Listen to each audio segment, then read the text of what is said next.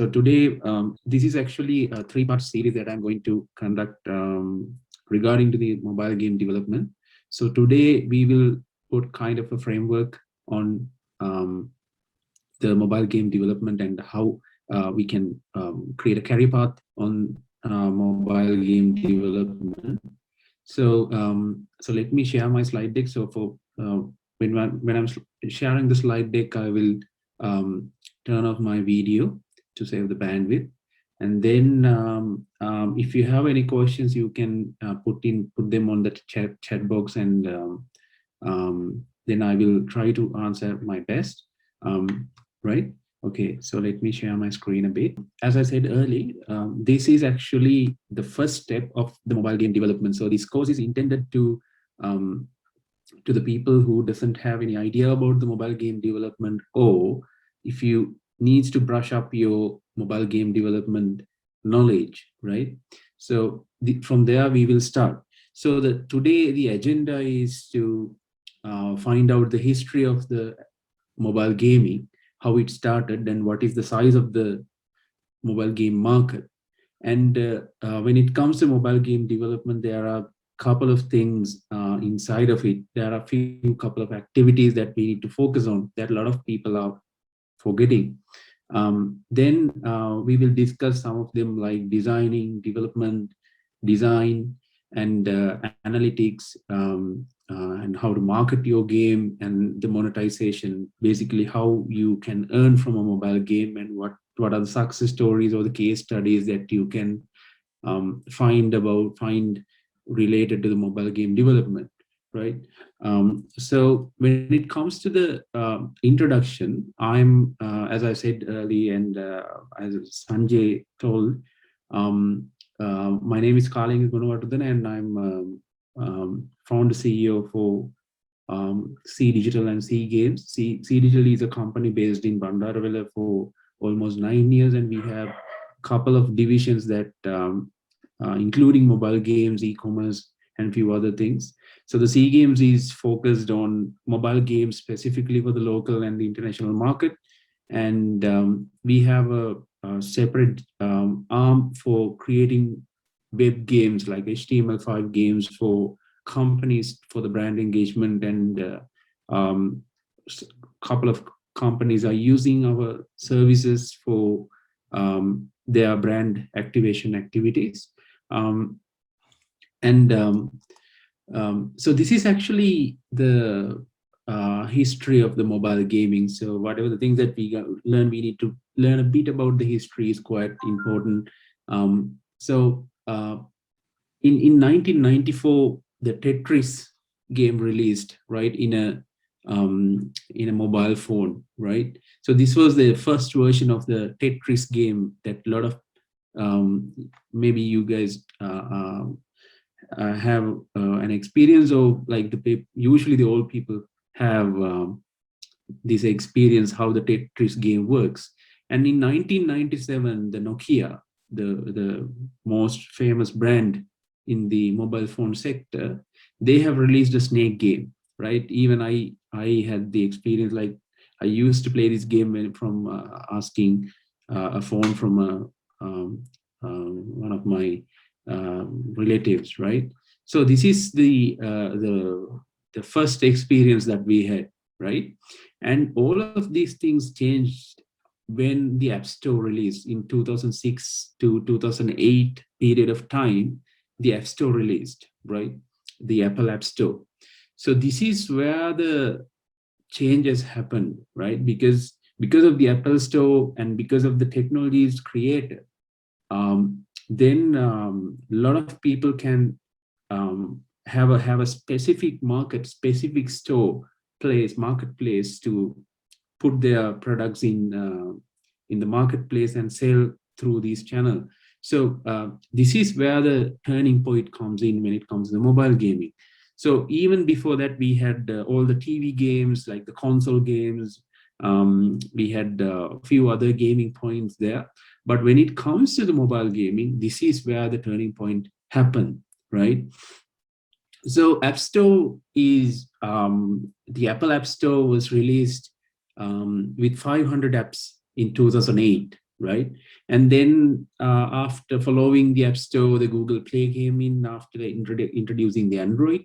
And these are the two major um, marketplaces that we have currently. But now we have other third-party marketplaces like Huawei App Gallery and um, um, few Xiaomi App Gallery, and F-Droid is available. So these are third-party app stores, but usually the Google Play and Apple App Store is the primary marketplaces for mobile games, right?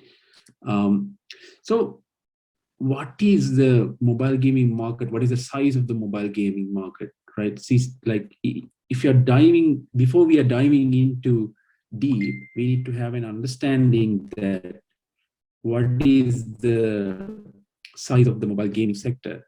Um, Usually it's 90.7 billion dollar market, right? It's a big market, right? And from so when it comes, so this is came from a Newzoo and a research team. I took this from a research company called Newzoo. So in the Newzoo, they are saying that this is having an 4.4 year-on-year growth because of the mobile phone penetration, and we have like 11.6 billion for the tablet games, and the smartphones 79 billion, right? So for the smartphone games, it's 4.7 year-on-year growth, right? So the PC games, browser-based games are available, but majority is going for these mobile games. So this we are trying to enter into a big market like this. This is 90.7 billion market. So this is the importance, right, of the mobile gaming. So this is a very good visualization that I can give you an idea about the revenue that this mobile gaming market is giving at the moment. So we had the PC, so around $40 billion, right? But when it comes to the mobile, maybe all you are aware of the popular game released on 2012 called Candy Crush Saga. So this is actually in 2012, right? And so now the majority of the revenue is coming from the mobile games, right? So it's more than 51% of the total gaming revenue in 2020, right? So this is actually kind of an idea. You can get an idea that how this industry is growing. And due to the pandemic situation is also, there's a good impact when it comes to the mobile gaming, since a lot of people are in homes. At their homes, they usually wants to spend their time on these entertainment activities. They usually download a mobile game, right? So early days we had games like Angry Birds on the web. Initially they came on Facebook, and they came as Chrome games, and then now they are in the mobile as well. So we are trying to enter into a market uh, with a valuation of 19.7 billion, and you can see how it is growing when it comes to um, the revenue side of the industry. Okay, so few facts that we need to keep in mind. We have a growing number of smartphone users in the world, almost like 3 billion, right? And out of the 40% of the app downloads are games, right? Which means it's a kind of a highly competitive market. And also it is a very lucrative market as well, right? And 82% of games are casual games. So casual games means you don't need to have a kind of a big studio to build a game, right? The developing cost can be minimized, and some of the indie developers are also making, you can partner up with the publisher, sell them. So these are like some of them are complex, but not every game is a complex. You don't need to have a big studio to build a mobile game, right? So these are few interesting facts that you can um, keep in mind. So why mobile, right? The reason the mobile games, like instead of discussing about the whole gaming industry, we have narrowed down these sessions into mobile gaming because of few reasons. The This is now smartphones are quite cheap with good specifications. You can get a cheap smartphone. You don't need to go for an lot of people doesn't want to go for an expensive smartphone, and so which is actually leading to lowest barriers to entry.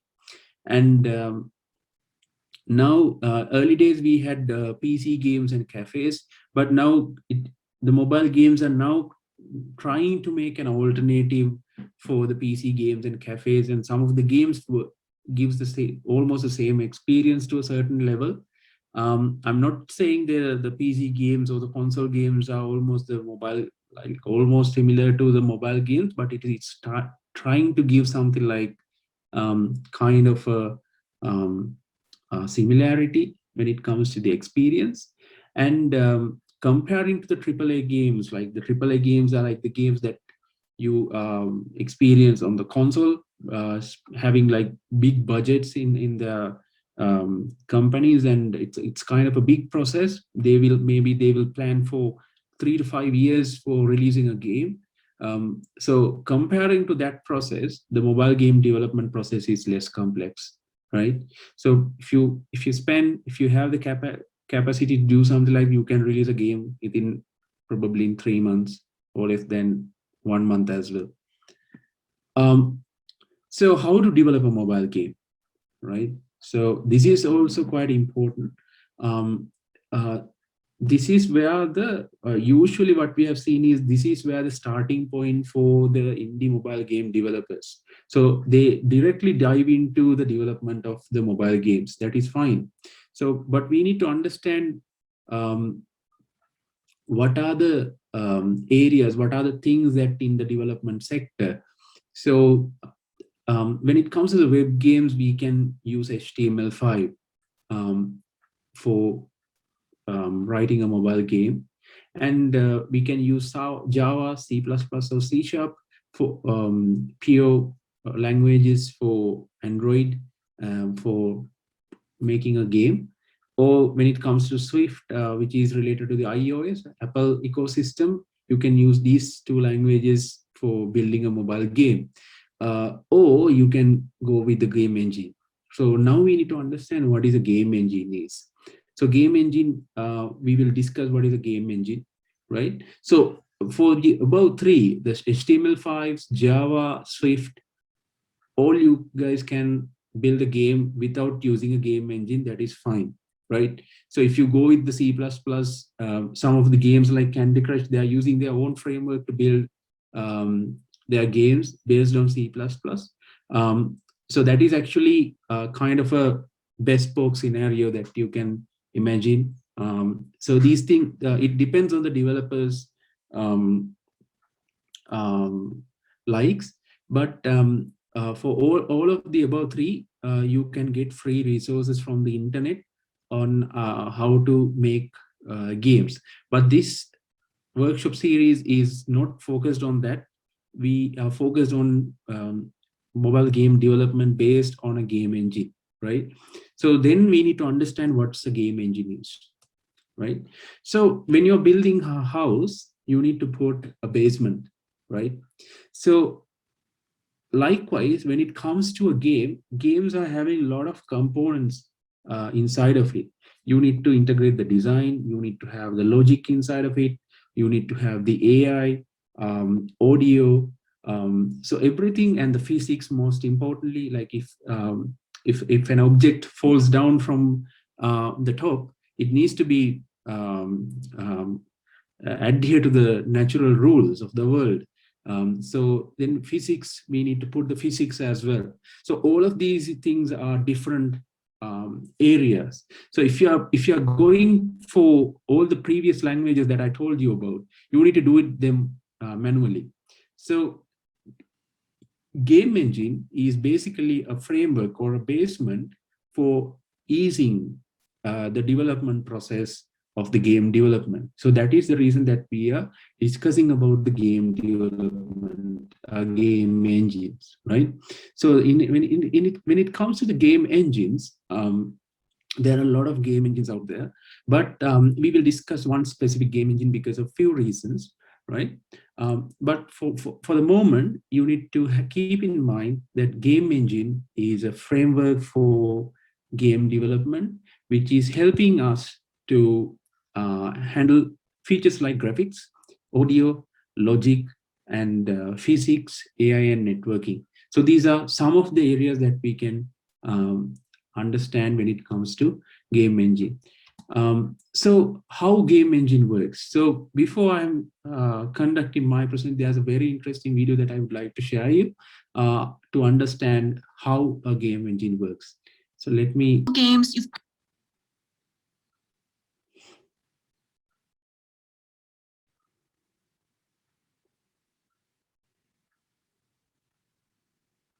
probably heard about game engines all the time, especially in game trailers trying to hype up their tech, or with all the beautiful Unreal Engine 4 graphics floating around the internet lately. But seriously, can we just take a moment and look at how beautiful these are? Just wow. We hear a lot about advanced engines creating hyper-realistic AAA games, but what do they really do? Does a better engine make a better game? And how could we make one? Let's find out. A game engine is a framework for game development. This framework helps us with several core areas that all games have. For now, we'll simplify it to just three: graphics, audio, and logic. Actually, these are things that all software has, whether you're making the latest AAA shooter, Tetris, or a calculator app. However, modern game engines have become more specialized and commonly include frameworks for physics, AI, networking, optimization, and much more. But what do I mean by a framework and how does it help? Let's take a look at history. Back in the day, nearly every game was made from scratch. For example, let's say we're making Super Mario Bros. For the NES, and we just got the design sheet from Miyamoto and we're trying to load the graphics in the right places. Looking here, we have the floor, some pipes, some Goombas, the blocks, coins. We have a lot of objects in this first level. And we have to tell the NES to get these sprites from the cartridge memory and show them at the coordinates that we want them to be at. And once we're finished with this, we then have to delete each and every one of these objects to make room in memory for the next area.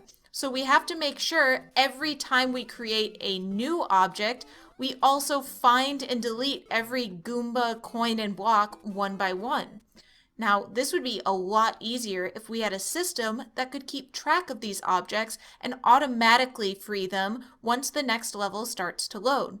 Creating this system will require more memory, but it will also save a lot of development time, which is a trade-off we might want to take. You might notice that every game has objects and characters and enemies, right? So it would be great if this memory management system could be made so it can function in any game, not just one. So that whether you're making Mario, Mega Man, or Zelda, you don't have to keep writing the same code every single time. And this is what I mean by a game engine being a framework. It provides tools and structure that every game requires to function. Using engines means you don't have to reinvent the wheel every time you start a new project. While modern games are able to handle the overhead of many complex systems, in reality, most old school games were not able to take that trade-off, since memory was so limited and precious. Third-party engines only became widespread once 3D games were in demand, and as technologies grew increasingly complicated. Many studios began to use these engines to speed up the development process, although many still make their own in-house engines from scratch, even today. Once again, there is a trade-off here. Making your own engine allows you to optimize specifically for your game, but buying one will save you possibly thousands of hours of coding time. So let's take a look at some of these engines to see what they actually do, how they're different, and how they influence games. First up is Game Maker, which is so simple that I actually used it to make Pong at a science camp when I was about 12. People have made some wonderful and interesting projects with this because you don't have to write code, although you will naturally understand a programmer's mindset as you learn game logic. For example, to make a simple platformer in Game Maker, you need to understand that when the player presses spacebar, the block should jump, but you don't need to understand why things jump in a parabola or how the block is being animated. There are some clear limitations since you have to play by Game Maker's rigid rules, but projects like To the Moon show that creativity and talent can always shine through the tech. Next is Unreal Engine 4, an incredibly robust professional level tool that recently became completely free to use. UE3 had hits like Arkham City and Bioshock Infinite, and Unreal 4 shows a lot of promise as well. You will notice that it looks quite a bit more complicated than Game Maker, and you can see why developers need more advanced software like this to keep track of complex 3D environments. Lots of modern engines will support the cool lighting effects and realistic explosions and other boring things like memory management, but there are two things I really like about Unreal specifically. First, the blueprint system. Learning to make games with this will make a professional engine seem almost like Game Maker. You can get some pretty cool games running quickly without ever writing code. The other thing I like about it is that if you really want to optimize down to the last byte and have complete control over the code, subscribers can have access to all of Unreal's source code to modify it to their heart's content. I love its accessibility to both AAA studios and game dev hobbyists alike. Finally, we have Unity, which has become very well known for being the source of many Steam Greenlight flops, along with some really wonderful titles like Pillars of Eternity, Ori and the Blind Forest, and Kerbal Space Program. Nonetheless, there's a lot of talk about its more unsavory titles. I personally believe that a lot of Unity shovelware exists simply because it has always been free and simple.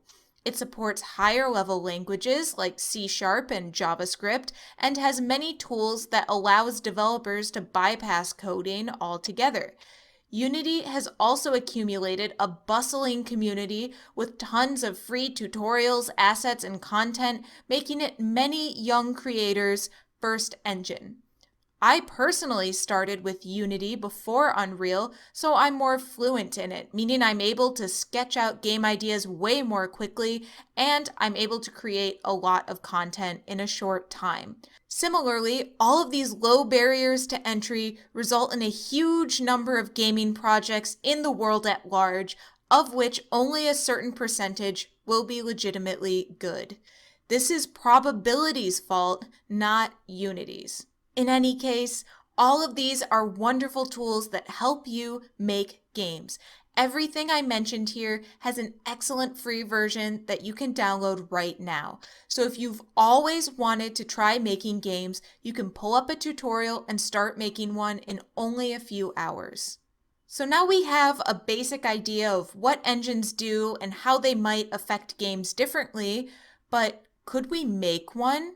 Of course we can! So look out for tutorials on how to make a game engine from scratch in C++ in the upcoming weeks.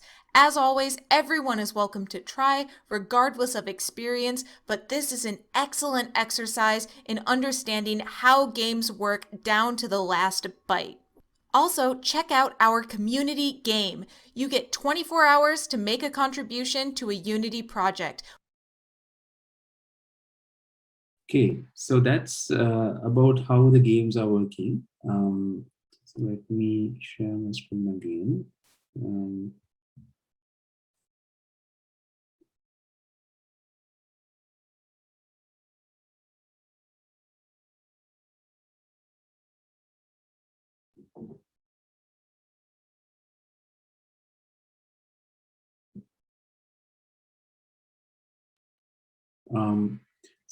um, this is how the game engines are usually working. So I chose this video because it's giving a lot of insights when it comes to the game engine. Um, the other thing is, I will describe a couple of game engines that recently launched, and some of them are open source free, and from there you can get an experience on them. And I will share my experience on the game engine and as a company what where we have currently.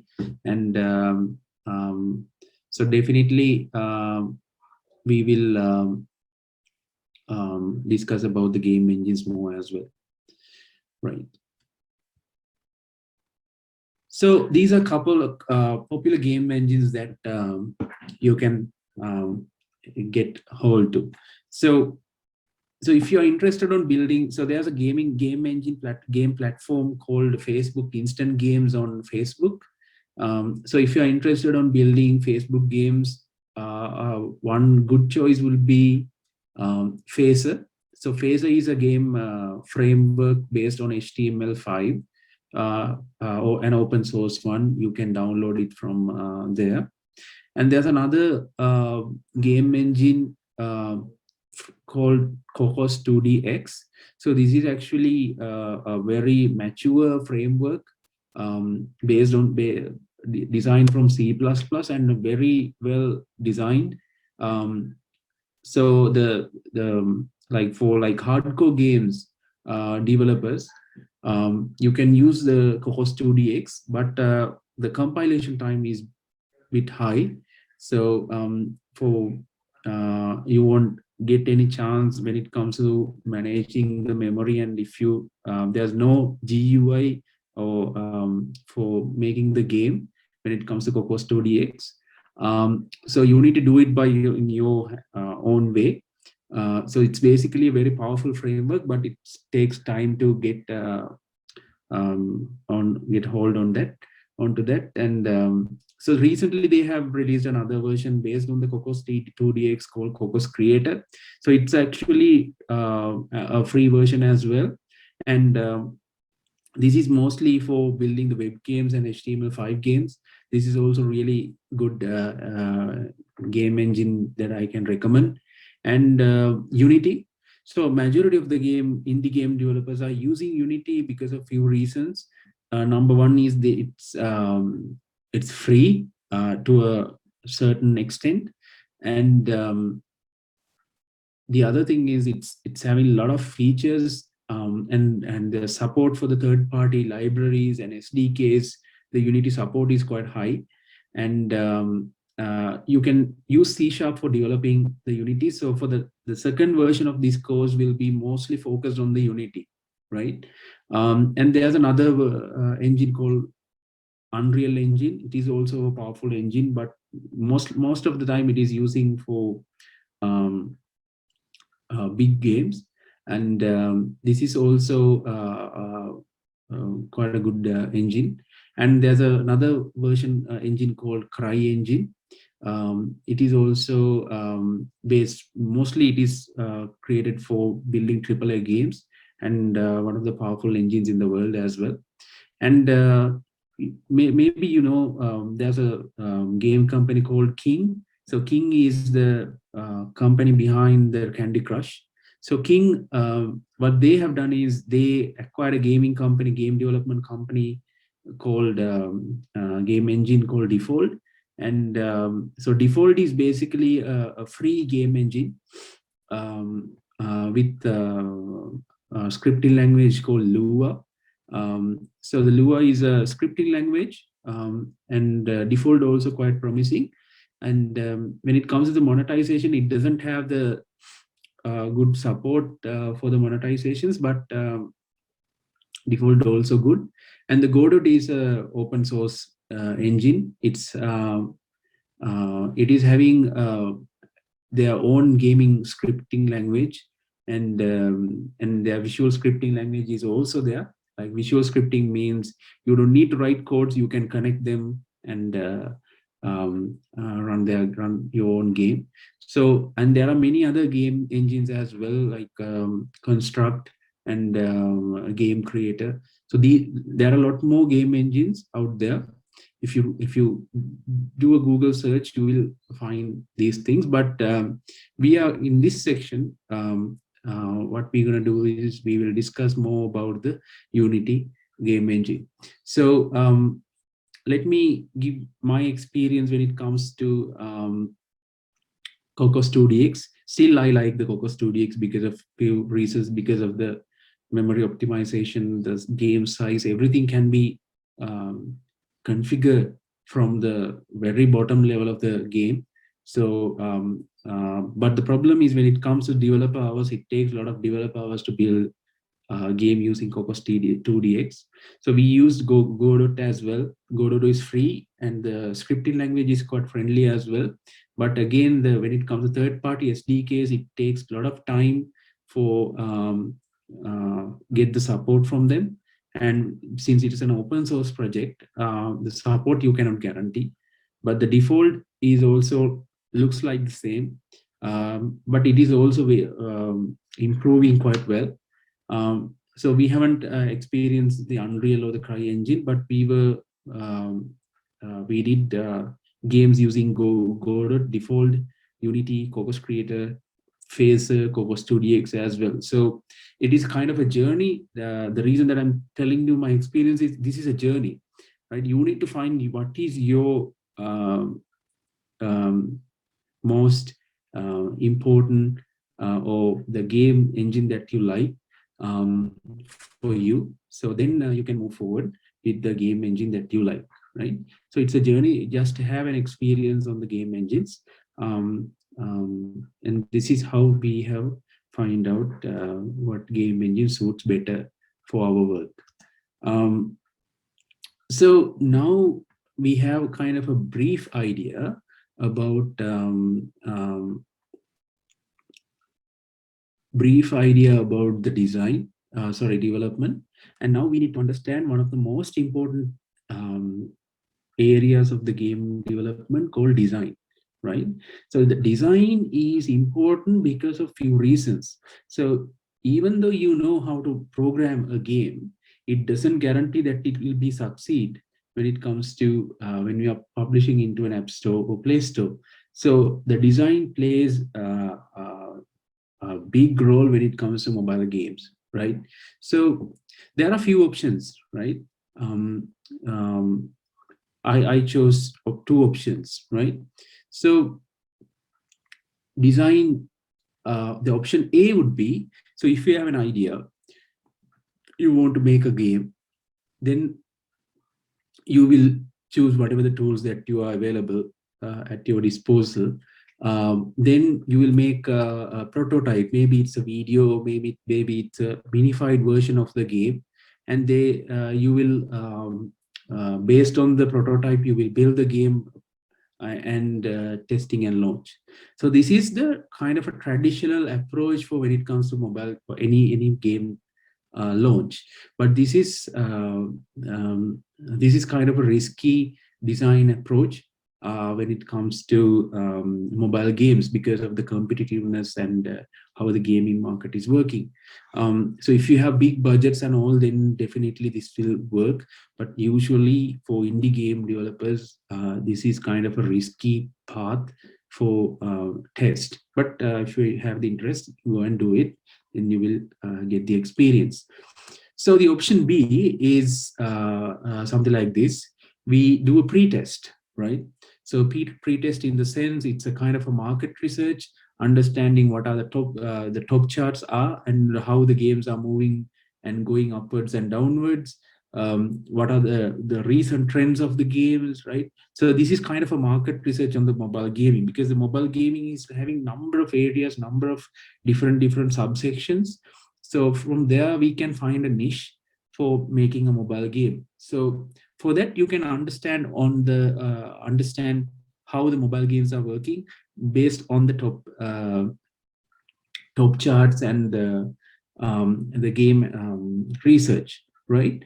So then after you have understood these trends in the world, then you can create a concept based on these things. It doesn't say anything about copy, you are trying to find out the trend where it is, right?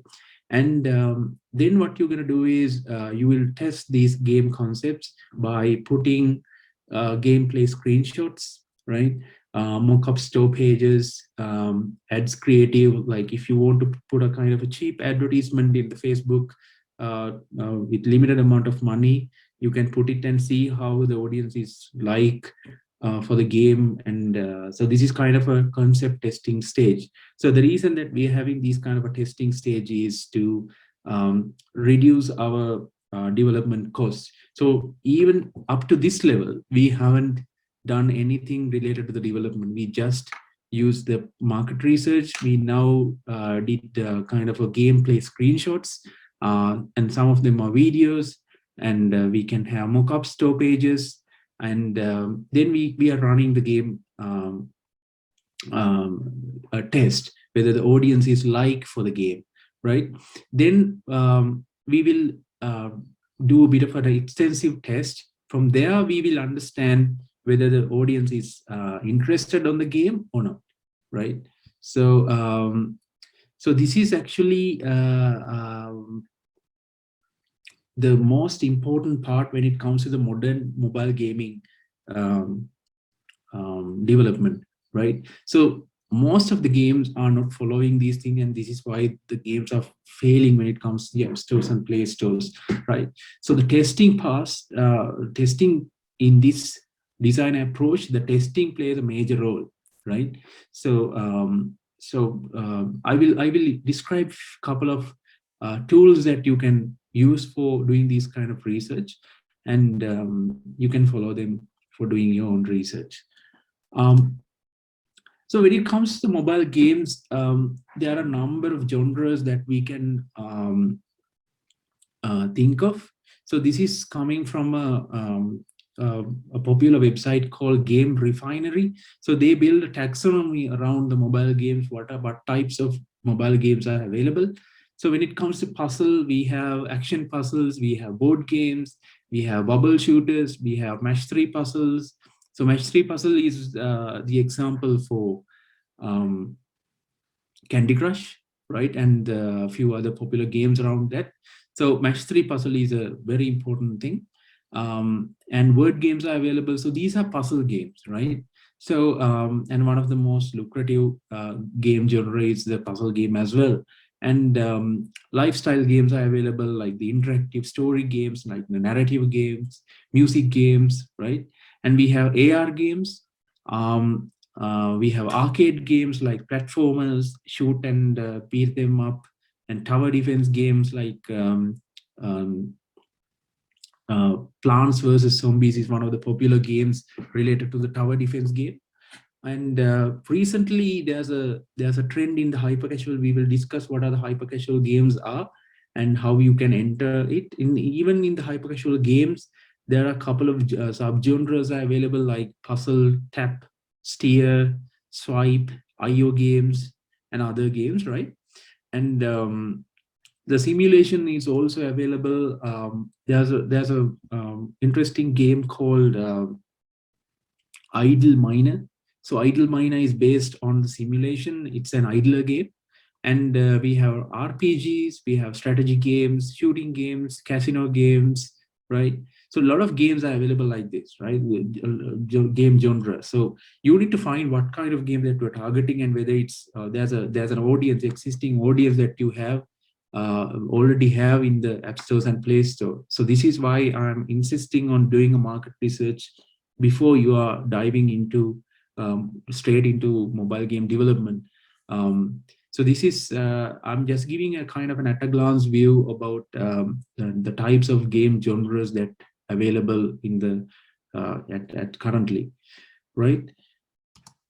Okay, so this is actually again a graphic came from Game Refinery, which is actually giving the market size, right? So when it comes to match three games, it's having like 3.5 billion size, right? So we have the merge games here. In the puzzle games, it's like 4.66 billion. And here we have merge games, action puzzles, solitaire, right? The other trivia games as well. And we have arcade games, which is around 602 million. So these are basically in-app purchases, right? So it doesn't have anything related to the advertising revenue, but these are like in-app purchases. So we have the interactive stories like, and few other games like this. So this is the size of the casual games in 2019. It's almost like 8.1 billion in-app purchases, like to 17% growth, right? So this is the size of the games. So the hyper casual games is around 1.2 billion, right, including the in-app purchases and the advertisements, right? So so we will discuss what the hyper casual games are, but I need to give you an understanding about the total the whole concept behind the mobile games and how you need to succeed on that. Right. So hyper casual games are important, and it is a competitive industry. But it's the reason that I put hyper casual as a separate slide is because it is fastest growing genre when it comes to mobile gaming, and out of the top 10, if you go for the top charts in the mobile gaming app stores, most of games are coming from hyper casual genre. So the reason it is a very unique type of a game, and these are very simple to play, very easy to understand the mechanics of the games. Within the first 3 seconds you can understand the game mechanics, right? So these are like, we consider them as snack games, but there's a whole industry built around the hyper casual games. So I want you to give you an understanding about the hyper casual genre. So there are a couple of games that I would like to highlight today. So let me share another. These are some of the hyper casual games.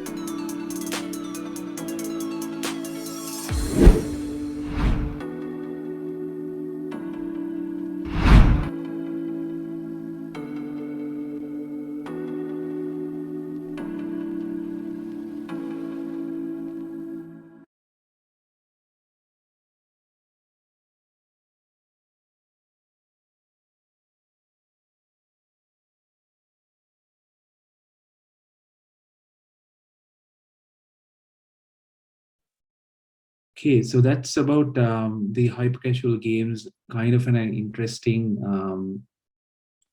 um, game genre currently having kind of a good growth.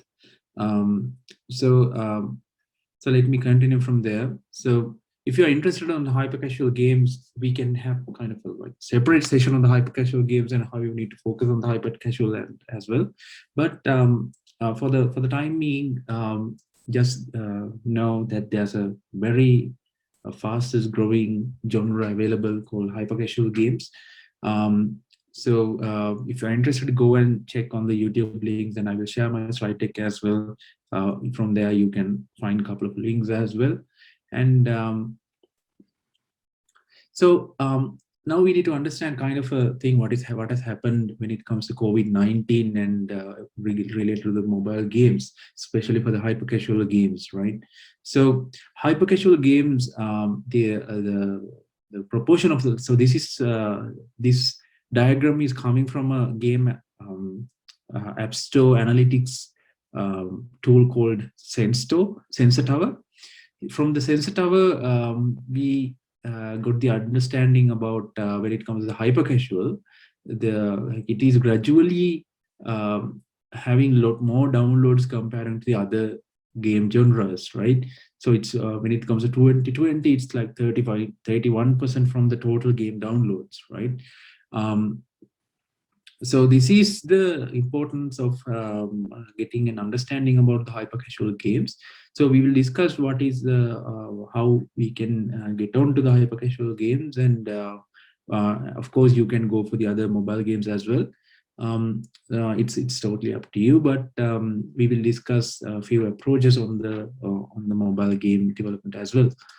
So now let's say you have done a mobile gaming and mobile game development work, and you have a mobile game and how to market the game. So this is where another common pitfall that you will have, like even we are failing on some of when it comes to mobile gaming for some of the games, because this is kind of a journey, as I said before. um, when it comes to marketing the game, it takes a lot of time and effort um, on the marketing part. So a few things you can focus on, like if you don't have good big marketing budgets, you can focus on the organic downloads. So organic downloads means you are not spending a dime for anything, but you can get downloads for the game. So for that, you can get the help of the App Store and the Play Store. The algorithms are helping. If your game is quite good, it will automatically push your game onto the top list, and you will get good impressions on the game, and eventually it will lead to downloads. So this is what we call as the organic downloads, right? Without any paid marketing, you can do it, but it takes a lot of time and effort on a lot of testing on most of the things, like when it comes to the app icon, the description, the short description, the keywords that you're using, the app screenshots. So everything matters for improving your organic downloads. And you need to have kind of an interesting thing called analytics. You need to have an understanding about the analytics, how the games are downloaded, and how many people of them are uninstalling the game, right? So most important factor what we call is when it comes to mobile games is retention, right? How many people are coming to your game after your installation, after the first day, right? So we have retention metrics called D1, D7, and D28, which is actually we checking on the games and how to improve the retention. So this is how one of the major factor when it comes to mobile games. And you can put advertisements if you have kind of a budget, then you can put mobile optimized advertisements on, especially on the Facebook or Instagram, and see how that goes. And another way you can market your game is the social elements. You can put social elements like multiplayer versions. You can put leaderboards. Um, you can put a chat. So these kind of things are helping for market your game eventually. And most of the time, what we have experienced is best games are downloaded by word of mouth as well, right? So to have the word of mouth um, as a marketing component, you need to provide a good experience on your game. So this is most important part when it comes to building a game. So building a game doesn't mean that the earning, you need to earn from that as well, but number one is to give a good experience for the user, and then eventually it will give good returns for you. So this is what you need to understand when it comes to mobile games, right? Marketing your mobile games. So how to earn from mobile games? So this is actually important. How to earn from mobile games? So let me give you a couple of stats about the games that currently earn big bucks. These are some of the games that has earned big bucks. Popular games, the Candy Crush Saga. So they have generated 1.18 billion in 2020, and one of the popular games is PUBG has generated 2.7 billion in 2020. So that is the reason that we call this is a big industry with big money. So um,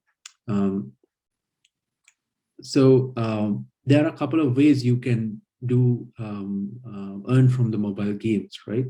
We call it as a monetization. So I took a couple of screenshots from the popular games.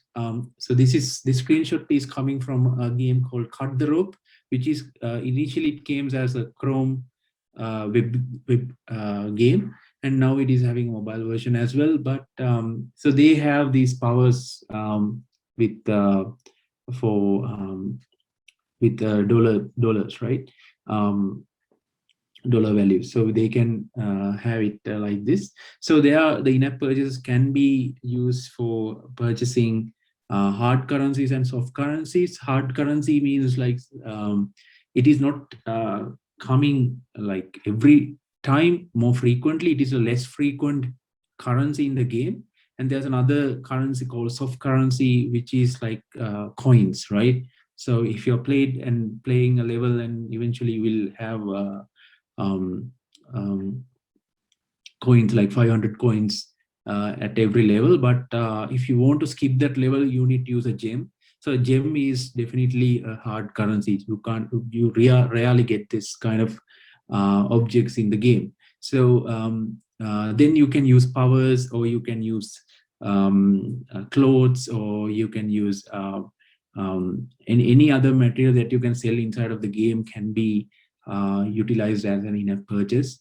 Then the most people are using, especially in the hyper casual games, advertisements, right?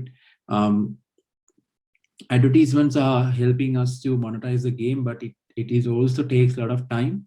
Um, um, Advertisements, there are a couple of services that you can focus on, like AdMob and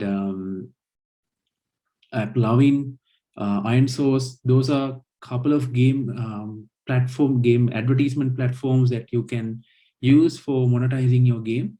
And then there's another way of doing earn from the games is subscriptions. Like if you have a kind of a fixed base on the game, you can put a subscription, right? Per month, you need to have this kind of an amount. Let's say $1 per month. Then you can initiate a subscription like that. So these are some of the areas of the monetization. So the reason that we chose the Unity when it comes to the mobile games is when it comes to Unity, all of these things, in-app purchases, advertisements, and subscriptions can be easily integrated into your games. Because when it comes to other games, it takes a lot of time for debugging and integrating these things together. So especially when it comes to Unity, the biggest advantage that I would like to mention here is the integration is quite uh, seamless, right? So so those are the things that I would like to highlight today. And the next step for the mobile game development workshop series is to um, dive in directly into the mobile game development with Unity. So when it comes to Unity, it's better to know about the C Sharp. There are open courses, open free courses, C Sharp survival guide in the Unity website. So you can go and learn from there. Let me show that. If you're interested, you can learn from there. And I will share the website of the Unity as well. And try to install it in your computers, and you can get the hands-on experience as well. So that's all for today. Now I would like to ask, like, if you have any questions now, you can ask. Sanjay, over to you. Thank you very much, Kalinga. Thanks a lot. It was a great presentation. Thank you. Very informative indeed. Thank you. You're So, welcome. as Kalinga mentioned, the next session will talk about Unity. Uh, the dates are yet to be confirmed. So hopefully on before end of this month, we will have this session. So please follow us on the Facebook page and Instagram page, so that like you will come across like the upcoming programs and also the session.